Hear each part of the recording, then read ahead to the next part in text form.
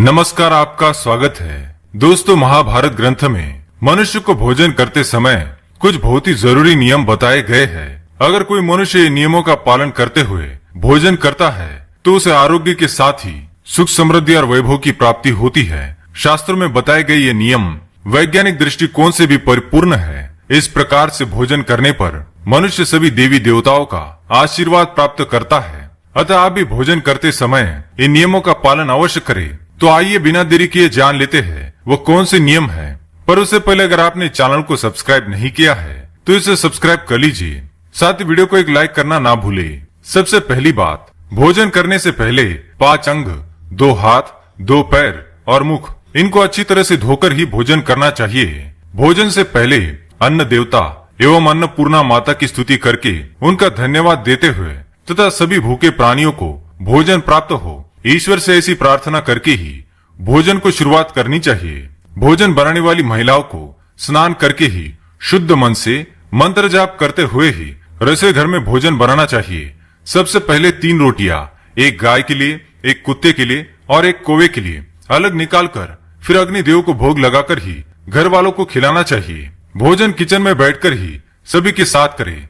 प्रयास यही करना चाहिए कि परिवार के सभी सदस्यों के साथ मिल बैठकर ही भोजन किया जाए। नियम अनुसार अलग अलग भोजन करने से परिवार के सदस्यों में प्रेम और एकता कायम नहीं हो पाती है। भोजन का समय प्रातः और सायंकाल ही भोजन का विधान है, क्योंकि पचन क्रिया की जठराग्नि सूर्योदय से 2 घंटे के बाद तक एवं सूर्यास्त से 2.5 घंटे पहले तक प्रबल रहती है।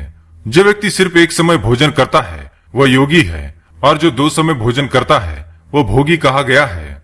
तीसरी बात, भोजन की दिशा। भोजन पूर्व और उत्तर दिशा की ओर मुख करके ही करना चाहिए। दक्षिण दिशा की ओर किया गया भोजन प्रेत को प्राप्त होता है।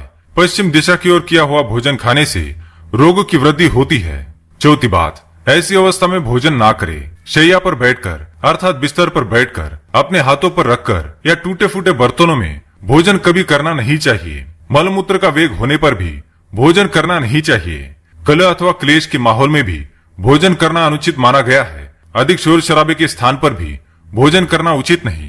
पीपल एवं वटवृक्ष के नीचे बैठकर भी भोजन नहीं करना चाहिए। परोसे हुए भोजन की कभी निंदा नहीं करनी चाहिए। खड़े खड़े भोजन करना भी अनुचित माना गया है। जूते पहनकर या सिर ढककर भी भोजन नहीं करना चाहिए। आइए अब जानते हैं भोजन कैसा होना चाहिए। बहुत तीखा या बहुत ही मीठा भोजन नहीं करना चाहिए। किसी के द्वारा छोड़ा हुआ भोजन भी कभी ग्रहण नहीं करना चाहिए। आधा खाया हुआ फल, मिठाइयाँ आदि फिर से नहीं खानी चाहिए।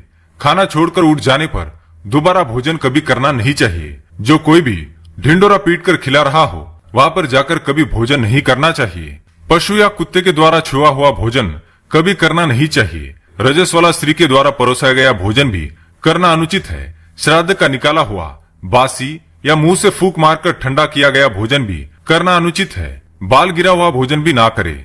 अनादर युक्त अवहेलना पूर्ण परोसा गया भोजन भी कभी ना करे। कंजूस के द्वारा वैश्या के हाथ का, शराब बेचने वाले का दिया भोजन भी और ब्याज का धंधा करने वाले व्यक्ति का भोजन भी कभी करना नहीं चाहिए। छठी बात, भोजन करते समय ध्यान रखे। भोजन के समय मौन रहे। रात्रि के समय भरपेट ना खाए। अगर भोजन करते समय बोलना आवश्यक है तो केवल सकारात्मक बातें ही करे।